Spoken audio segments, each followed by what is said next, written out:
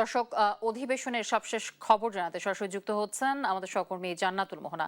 মোহনা, আজ কতগুলো বিল পাশ হলো এবং বিরোধী দলের ওয়াকআউটের কারণ কি? আপনার কাছে কি তথ্য আছে এ নিয়ে?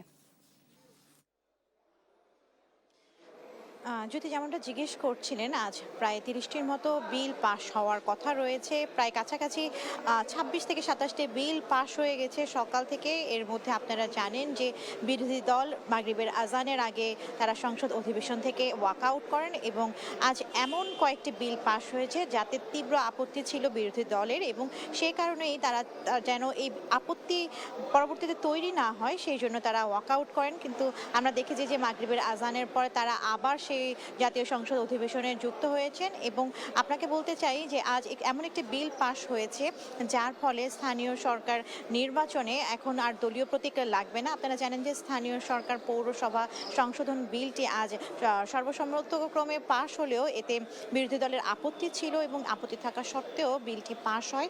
এর ফলে এখন নিজস্ব প্রতীকেই কিন্তু নির্বাচন করতে পারবেন যারা স্থানীয় পর্যায়ের যারা আছেন তারা। এবং এর মধ্যে আরেকটি বিষয় আপনাদের জানাতে চাই যে এই বিলটি যদি পাশ হয় তাহলে কিন্তু সরকার চাইলে নির্বাচিত যে জনপ্রতিনিধি রয়েছেন তাকে সরিয়ে তাদের নিজস্ব পছন্দের যে প্রশাসক কিংবা নিজেদের পছন্দের লোক কিন্তু তারা বসাতে পারবেন, এমন একটি বিধানও রয়েছে বিলটিতে।